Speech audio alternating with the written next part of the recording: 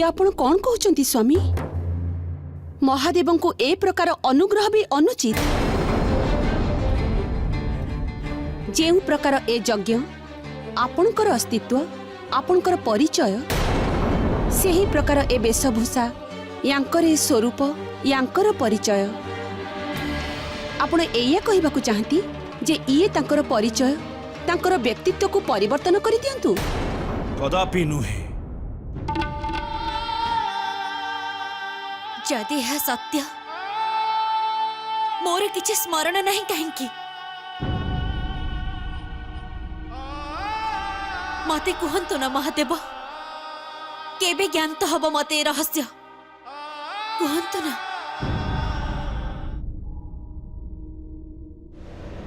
आमे आउ कौन भी करि परिबा? विवाह पश्चात विदाय आवश्यक नहीं। घर जामाता मान को पोषण करुथिबा प्रजापति दक्षक मुहरु एसबु कथा सुनिबा को भल लागो नहीं पिताश्री? मूर्ख तमे शिव को तमे जानी ना हो तांकु ये प्रस्ताव कदापि स्वीकार हेबो नहीं। काहे कि हेबो नहीं? कण आपण को अन्य जामाता मानकर आत्मसम्मान नहीं? कण सेमानकर पद शिवक तुलन रे न्यून? जदि सेमाने आपणक प्रस्ताव को स्वीकार कले तेबे शिव काहे नुहंती? आ जोठी कथा पारिवारिक संपर्क को नहीं आसुची सेठी कठोर कठोर हृदय कोमल हो जाए। आपण को शिवंक ठारू क्षमा मागिबाकू पड़िबो। क्षमा? शिवं को क्षमा? ये तमे कौन कहउछ विजया? शिवं को क्षमा मागिबार अर्थ हेउची जे मु निजर पराजय स्वीकार करिनेबी। आउ ये कदापि संभव नुहे, कदापि नुहे। ए कदापि कथा मु आपण को मुहरु सुनिथिली। जदि गोटे छोटिया लड़ई हारी बड़ युद्ध को जीतुच तेबे सेया ही कर। मने रखंतु शिव और सतींक भितरे मतभेद सृष्टि करिबा पई तांको आम समीप को आनिबाकू पड़िबो। एबे आपण आउ मु तो कैलाश जाई परिबा नहीं, तबे विकल्प कौन अछि? एहार विकल्प एया जे आपण जाई शिवं को अनुनय विनय करंतु, तांको राजी करंतु जे से आपण को गृह जामाता हेई एठारे रुह। आउ ता परे जाई आम योजना सफल ही हम। शिवंक ठारू क्षमा आपण को मागिबाकू ही पड़िबो।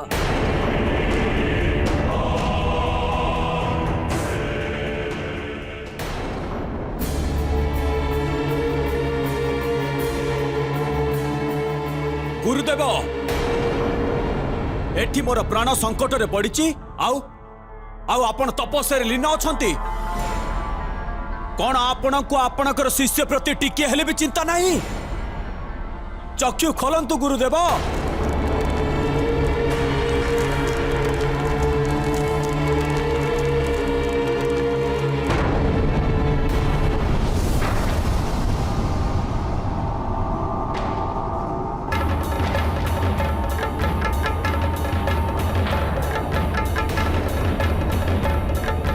तारकासुर तमे मोर तपस्या भंग करबा पई काहे कि आसी ठिकी? गुरुदेव सेठी शिव आउ सतींकर विवाह संपन्न हो गलानी। आउ जदि मु टिके भी विलंब करे जदि शिव आउ सती को पुत्र प्राप्त हो गला तेबे मोर मृत्यु तो सुनिश्चित।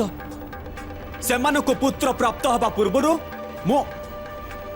मु सतींकर वध कर देबी। मूर्ख, शिव थिला बेले सतींक वध करबा तो दूर तमे तांको केबे भी स्पर्श करि परिबो नहीं। आउ एसबु जानिबा परे भी जदि तमे आक्रमण करिबार दुस्साहस करिबो ताहले गोटे कथा मने रख, शिव मध्य आम उपरे रुष्ट होई जिवे।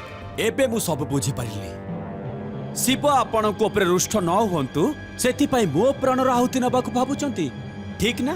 नहीं, निज तपस्या द्वारा शिवं को प्रसन्न करी तांको ठारू संजीवनी विद्या प्राप्त करबाकू चाहूची।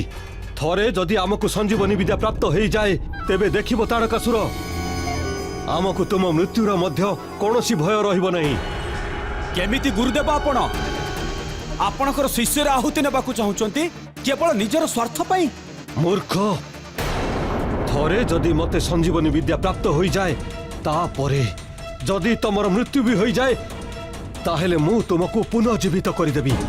बुझिपार आउ एमितिरे भी तारकासुर तुम पाखरे संजीवनी विद्या बिना कौन सी द्वितीय विकल्प नहीं।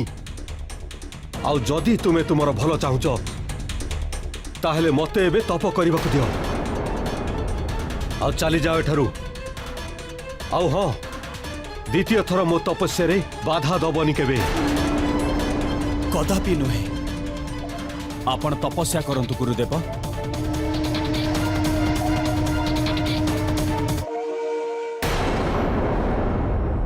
महादेव, मो आश्रम सहित सतींकर पुराना संपर्क अछि। मोर इच्छा जे कलेश जीवा पूर्वरु आपण मो आश्रम रे पदार्पण करंतु आउ मो आतिथ्य स्वीकार करंतु। एबे मु एकाकी नुह ऋषि दधिछि। सती एबे मो अर्धांगिनी आउ अर्धांगिनी हेइथिबा हेतु मोर समस्त निष्पत्ति रे सतींक इच्छार एक महत्वपूर्ण योगदान रहिब। आउ एमितिरे भी सामाजिक दायित्वर आभास मोर किंचित मात्र अछि। आज परठू मो सह संबंधित समस्त निर्णय नेबार अधिकार मु सती को देउछि।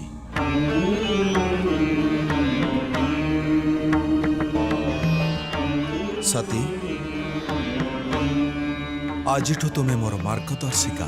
ये आपण कौन कहते? जन्म ठारू आरंभ कर आज पर्यंत मो पाई मोर समस्त निर्णय मोर माता पिता नहीं छंती। सहर्ष स्वीकार भी करिछि। परंतु आज विवाह हेबा परे ए समस्त अधिकार केवल आपणकर। आज परठारु आपणकर निर्णय मोर मध्य निर्णय हेबो। नहीं सती, भविष्य रे तुमको आवश्यक निर्णय नेबा अत्यंत आवश्यक हेबो।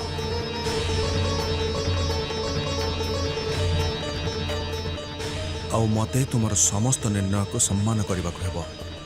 परंतु ये क्यों? सती,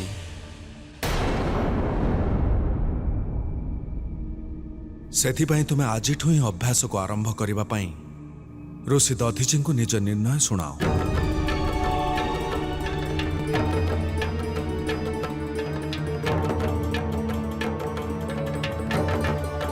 आपण मते सर्वदा पुत्रीर स्नेह देइचंती। स्वयं को पिता तुल्यंकठु आशीर्वाद नेबा पई आमे अवश्य आसीबो।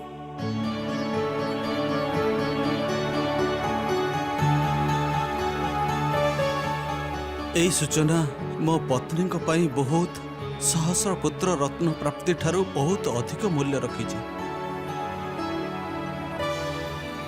महादेव,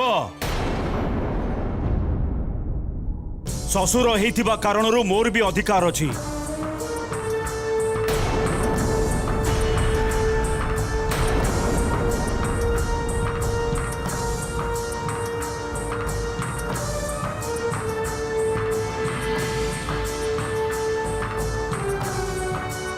सारा ब्रह्मांड आपण आउ मो मध्यरे सिद्धांतिक मतभेद पई परिचित।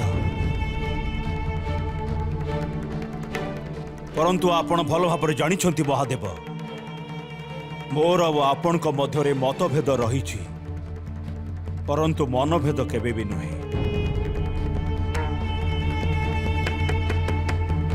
मु सेया ही करिछि जहा प्रजापति धर्म।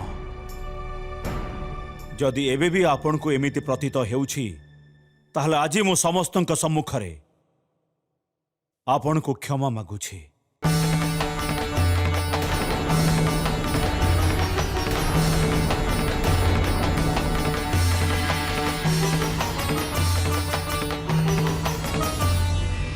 जे मोर एमिति कोनोसी मनसा नथिला, मोर एमिति कोनोसी उद्देश्य भी नथिला। ଯେବେ ମୁଁ ଅପମାନିତ ହିଁ ହୋଇନାହିଁ ତେବେ କ୍ଷମା କେଉଁଥିପାଇଁ? ସ୍ପଷ୍ଟ ମହାଦେବ ଯେ ଆପଣ ମୋତେ କ୍ଷମା ଦେବାକୁ ଚାହାନ୍ତି ନାହିଁ। ଯଦି ଆପଣଙ୍କ ପାଇଁ ଏହା ଅନିବାର୍ଯ୍ୟ ତେବେ ଠିକ୍ ଅଛି ପ୍ରଜାପତି, ମୁଁ ଆପଣଙ୍କୁ କ୍ଷମା କରୁଛି।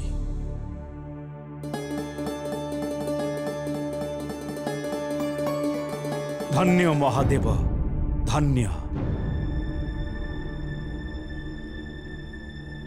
परंतु क्षमा केवल मो ପାଇଁ पर्याप्त नुहे। मोर आपण को एक अनुरोध, जदि आपण ताको स्वीकार करिवे तेबे मु भाबिबे जे आपण सहृदय रे मते क्षमादान देई देले। निसंकोच हे कुहन्तु प्रजापति।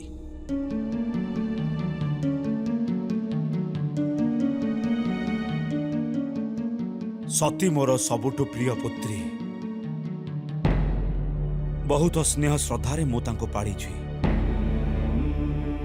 सबु बेले तांको मो हृदय रे रखी जीवन अतिबाहित करी छी मु।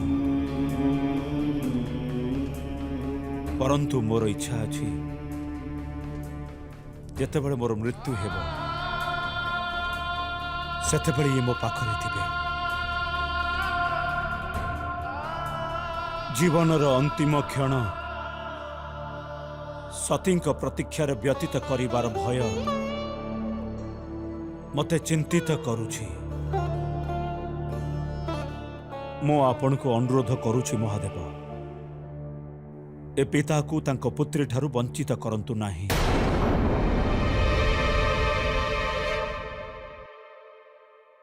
मो गृह जामाता होई मो अनुरोध को रक्षा करंतु महादेव।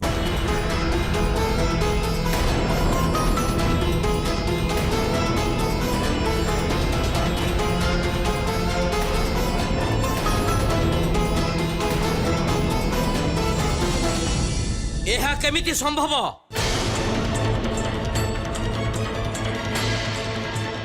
ଏହା କାହିଁକି ସମ୍ଭବ ନୁହେଁ? ପ୍ରଜାପତି ଦକ୍ଷଙ୍କର ଅନ୍ୟ ସମସ୍ତ ଜାମାତା ମଧ୍ୟ ଗୃହ ଜାମାତା ଅଛନ୍ତି। ତାଙ୍କ ସହ ମହାଦେବ ମଧ୍ୟ ସମ୍ମିଳିତ ହେବେ। मोर कौनसी आपत्ति नहीं प्रजापति।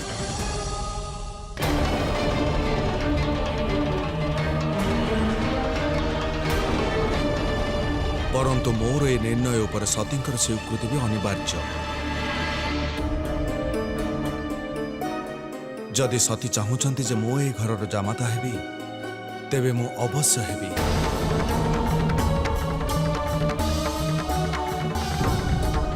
मो निर्णय नहीं सारी पिताश्री।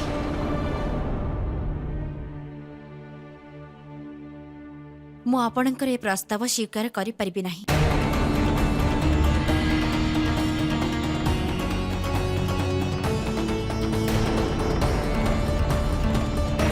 ए निर्णयर कारण सती कौन तम पिता भवन तुमको उपयुक्त लागू नहीं? तुमको कौन तम माता पिता भवन छाड़ी जावाको दुख लागू नहीं? नहीं नहीं पिताश्री, एमिति कौनसी कथा नहीं। जदि महादेव आपणकर गृह जमाता हेई जांती तथापि से आपणकर आचरण एवं नियमर पालन करिबे नहीं।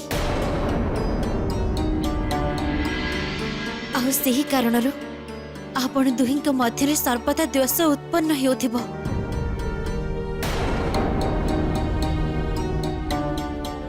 जहाँ मोर सुखी वैवाहिक जीवन पई हितकर नुहे।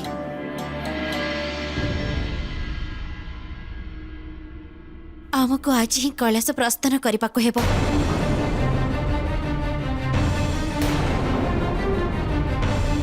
परंतु सतींक विदाय पाई आगामी 3-4 दिन भितर कौन से शुभ मुहूर्त नहीं।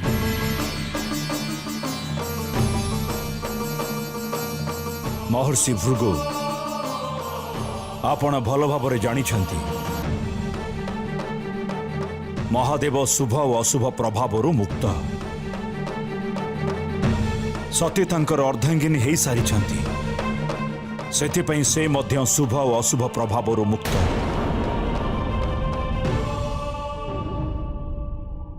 जदि सती सिद्धांत नहीं सारिछंती जे से आज प्रस्थान करिवे तेबे मो ये निर्णय को स्वीकार करुछि।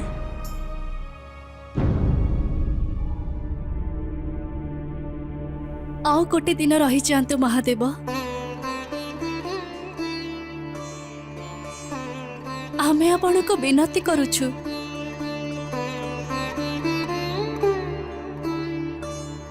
सती विदाय नेबा पूर्वरु आमको किछि अनिवार्य रीति पूर्ण करिबार अछि। ଏହା ତ କନ୍ୟା ପକ୍ଷର ଅଧିକାର ଦେବୀ। ଏଥିରୁ ପୁଣି ତୁମକୁ କିଏ ବଞ୍ଚିତ କରିପାରିବ? कृतज्ञ ହେଇଗଲୁ ଆମେ ସମସ୍ତେ। ଆଜି ସତୀଙ୍କର ଆମ ସହିତ ଶେଷ ଦିନ। ନଦୀ ପୂଜନର ବେଳା ଆରମ୍ଭ ହେବାକୁ ଯାଉଛି। ଯଦି ଆପଣଙ୍କର ଅନୁମତି ଅଛି କଣ ଆମେ ସତୀଙ୍କୁ ଆମ ସହିତ ନେଇପାରିବୁ?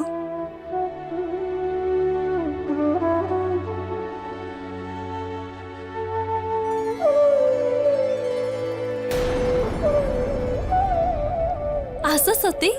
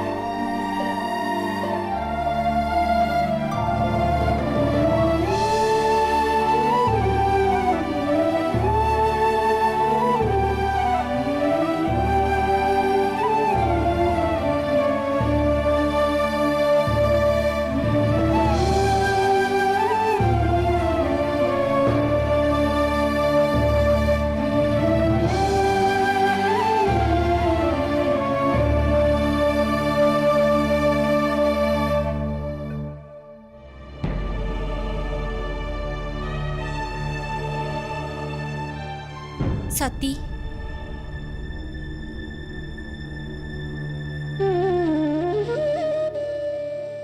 तम दुखर मते आभास अछि,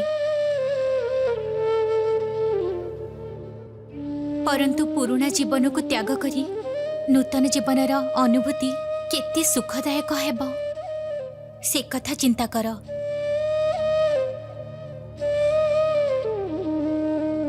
तमे बहुत भाग्यवती जे तुमको शिवंक सहित गोटे नुआ जीवन जीबार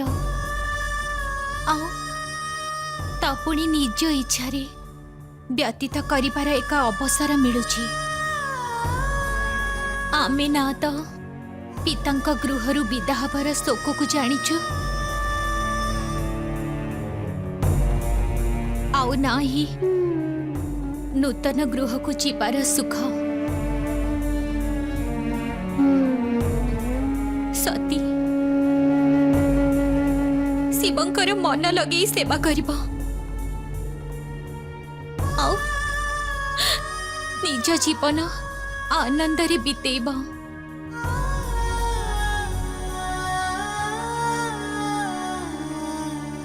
परंतु भगिनी को केबे भूलिब नहीं।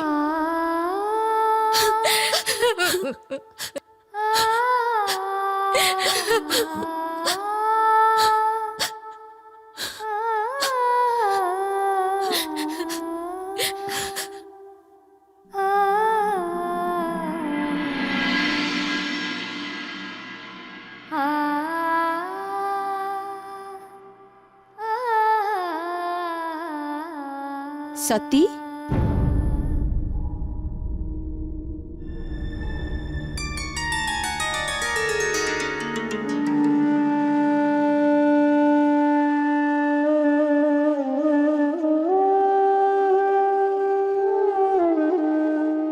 चलो नदी पूजार समय हो गलानी।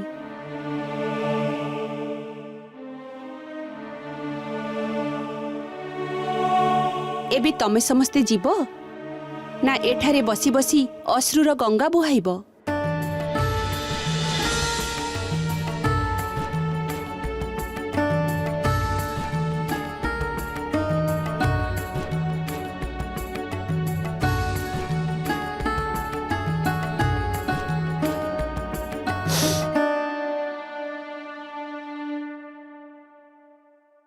देख मो ममता भी अश्रु हेई झरी पड़िला किंतु आज मु तुमको यही आशीर्वाद दउछि जे तुमको आम अश्रु केबे भी स्मरण न रहू।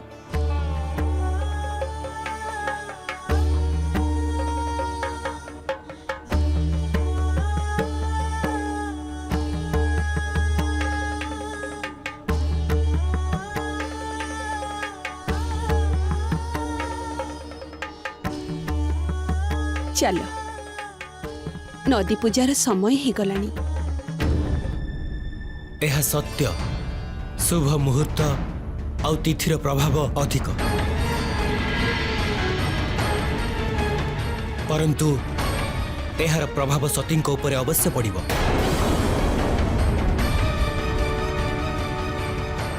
प्रजापति आपण ए अशुभ समय रे सतींक विदाय को काहेकि बाधा दउना?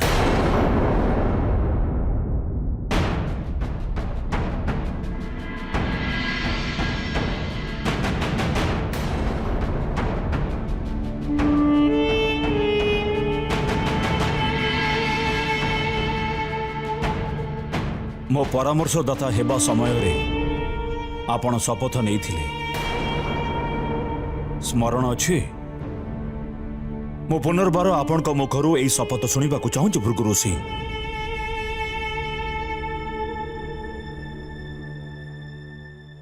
मु महर्षि भृगु ईश्वरं को साक्षी रखी शपथ नेउछि जे मु प्रजापति दक्षଙ୍କ परामर्शदाता भावरे मु सर्वदा सबु परिस्थिति रे मु एही पदर मान रखिबी। प्रजापति दक्षଙ୍କ हित आउ सेवा मोर धर्म। मु यह पूर्ण सत्यनिष्ठा सहित पालन करिबी। प्रजापति दक्षଙ୍କର प्रत्येकटे आदेश मते स्वीकार। निज पदर मर्यादा रखिबा हेतु मु समस्त कथा गोपन रखिबी।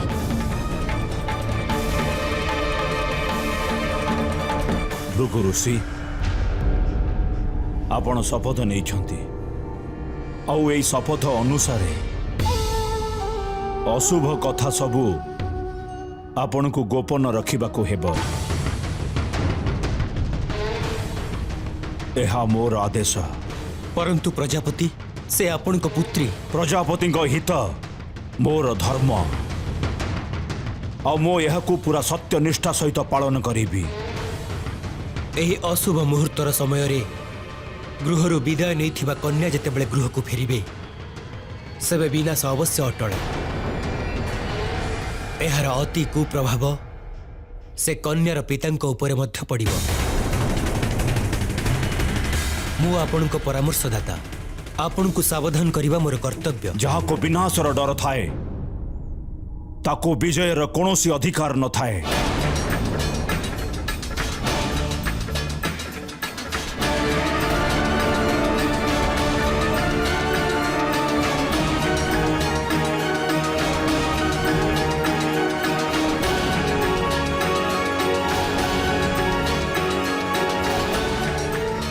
जानी पारु नहीं मोर आत्मा एही गोपनीयतार बोझ केउ पर्यंत सह्य करि परिबो।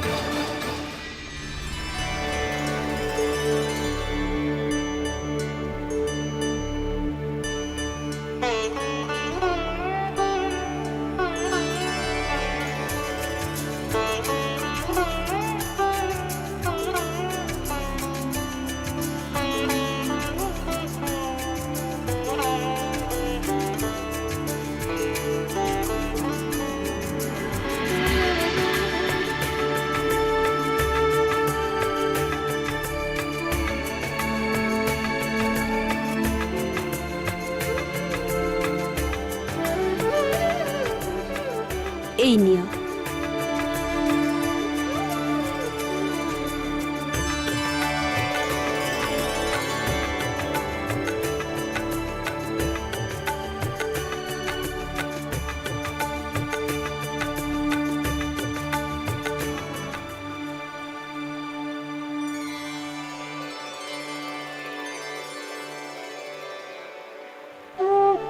एबे ही नदीर जलरे ତମେ ଦି ଜଣ ନିଜର ପ୍ରତିବିମ୍ବ ଦେଖିବ।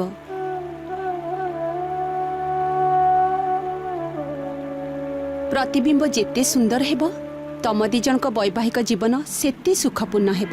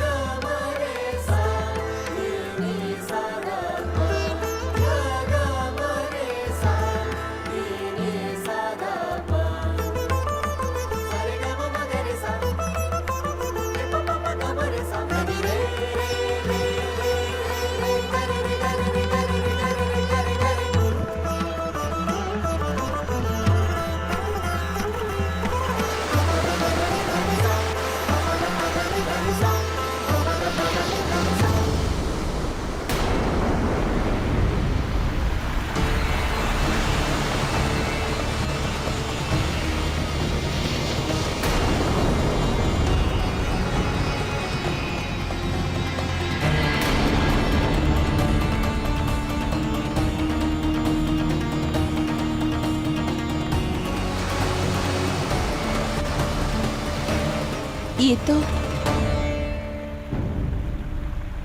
शुभ संकेत नुहे।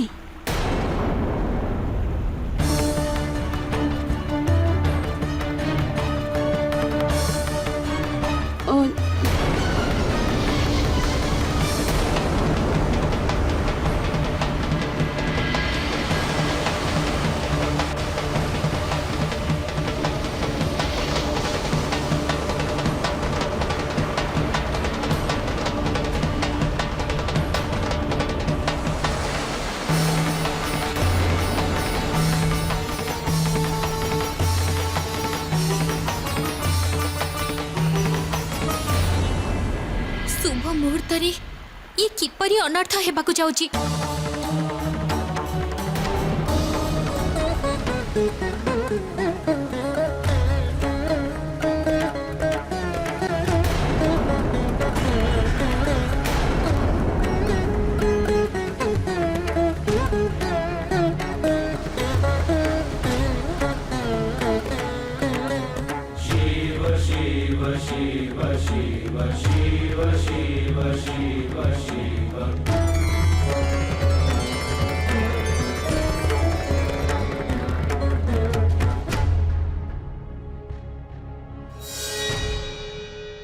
आज आदिशक्ति एवं शिवंक मिलन हो गला।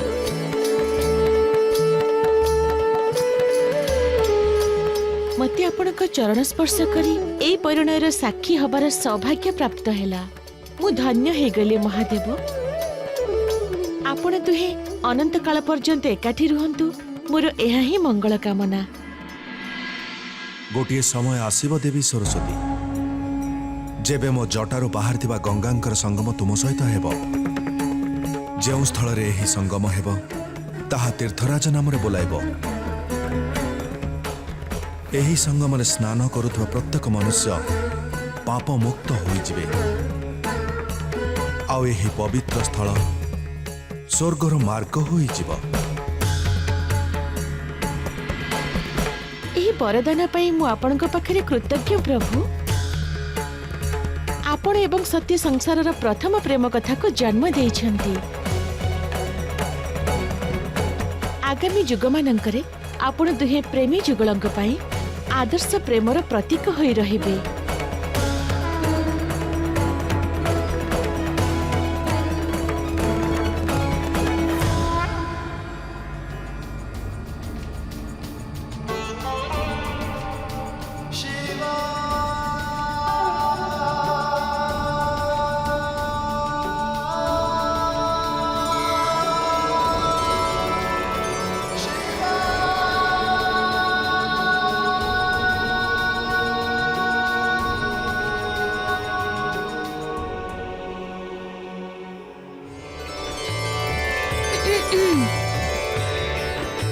नदी पूजन समाप्त हिची महादेव। आपणक आज्ञा हब तो प्रस्थान करिबा।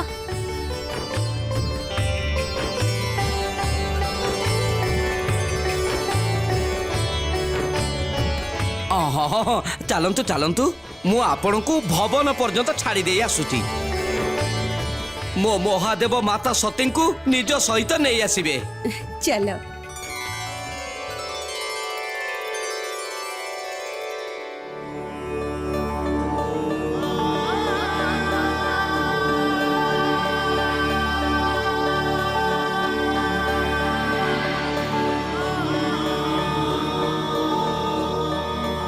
सती कौन भावुच तमे ଏହା ଯେ ଆପଣଙ୍କ ଅନୁଭୂତି ମୋ ଠାରୁ କେତେ ଭିନ୍ନ।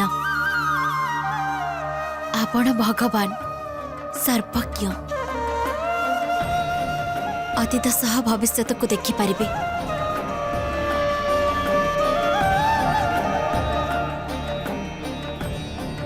ଏହି କ୍ଷଣରେ ଯେତେବେଳେ ମୁଁ ଆପଣଙ୍କ ହସ୍ତକୁ ନିଜ ହସ୍ତରେ ଧରି ବସିଛି ଏହା ମଧ୍ୟ ଆପଣଙ୍କୁ ପ୍ରଥମରୁ ଜ୍ଞାତ ଥିବ, ଠିକ୍ ନା? କିନ୍ତୁ ମୋ ପାଇଁ ତ ଏ ସବୁ କିଛି ନୂଆ।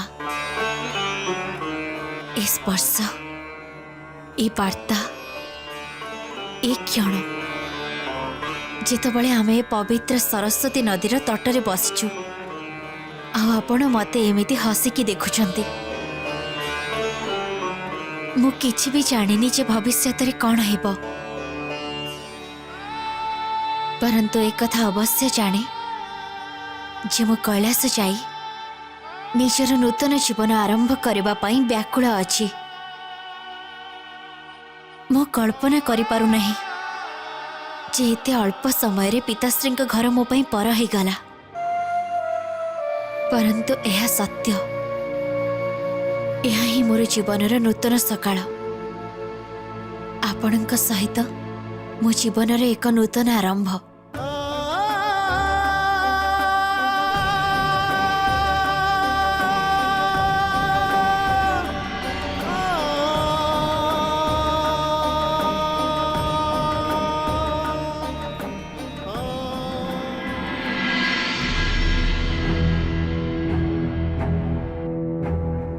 निज तपस्या द्वारा शिव को प्रसन्न करी तांको ठारू संजीवनी विद्या प्राप्त करने को चाहूची। शिव थिला बेले सती वध करबा तो दूर, तमे तांको केबे भी स्पर्श करि परिबो नहीं। तमे आक्रमण करिबार दुस्साहस करिबो, शिव मध्य आम उपरे रुष्ट होई जिवे। नाई गुरुदेव, क्षमा करंतु मते। मु आपणक विचार रे कदापि सहमत नुहे। मोर व्याकुलता बढ़िबारे लागिची। मोर सम्मुख रे जे प्रश्न रहिची तार उत्तर मो पाखरे मध्य नहीं। मोर समस्यार समाधान मते स्वयं खोजिबाकु पड़िबो।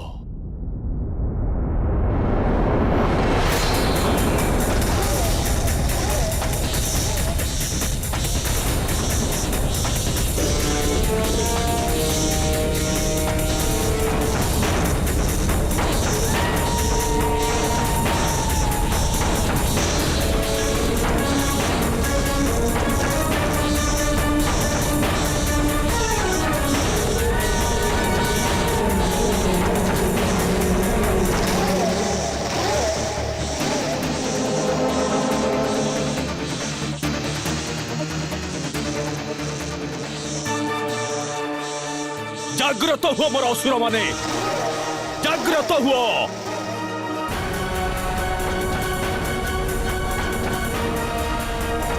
असुर राजंकर, असुर राजंकर, असुर राजंकर। मोर असुर वीर माने एबे समय आसीगला मनुष्य आउ देवता मानक विनाशर। त्रिलोक उपरे विजय प्राप्त करिबा पाई शिव विवाह करि सारिछंती। आउ एबे तांको पुत्र प्राप्त हबा पूर्वरु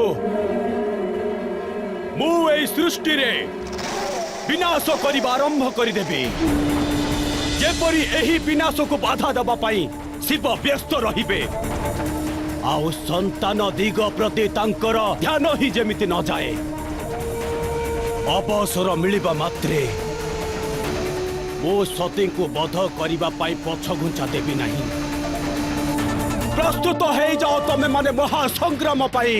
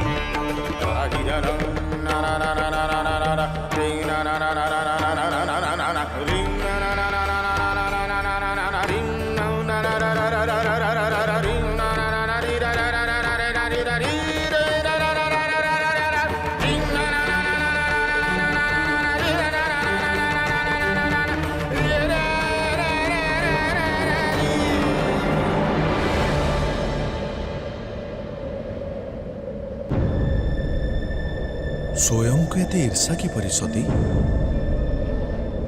स्वयं को ईर्षा? तुमे आदिशक्ति एही संपूर्ण प्रकृतिर निर्माण तुम द्वारा ही तो हेची। ए संपूर्ण प्रकृति तो तुमे, तेबे स्वयं को ईर्षा किपरि? सती तुमे जानिबाकु चाहुथिल ना जे तुम वियोगरे मु किपरि रहुथली? तार उत्तर हेउछि प्रकृति। एहार अनेक रूप आउ एहार प्रत्येक रूपरे मु तुमको देखुथिली। एमाने देखिछंती मोर एकांतपणकु,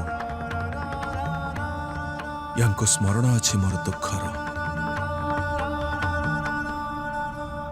आउ आज जेबे तुमर आ मोर मिलन हेउछि, तेबे ए संपूर्ण प्रकृति आम सहित एक हो जावाक चाहती।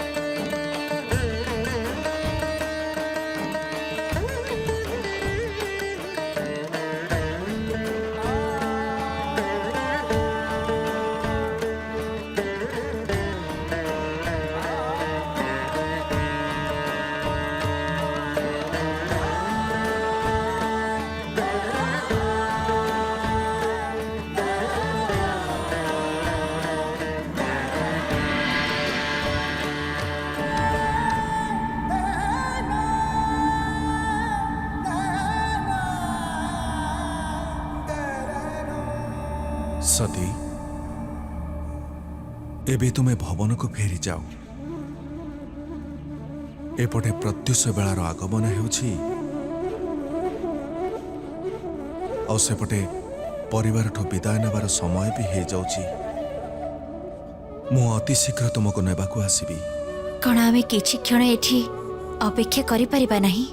ମୋଠୁ କିଛି କ୍ଷଣର ଦୂରତା ତୁମକୁ ଏତେ ପୀଡ଼ା ଦେଉଛି? ତାହେଲେ ତୁମ ପରିବାର ଠାରୁ ବିଦାୟ ନେଲା ପରେ କ'ଣ ହେବ ତୁମର?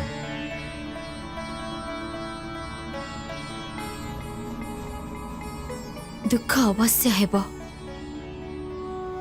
ପରନ୍ତୁ ଆପଣଙ୍କ ସହିତ କୈଳାସ ଯାତ୍ରାର ପ୍ରସନ୍ନତା ତାଠୁ ଅନେକ ଗୁଣ ଅଧିକ।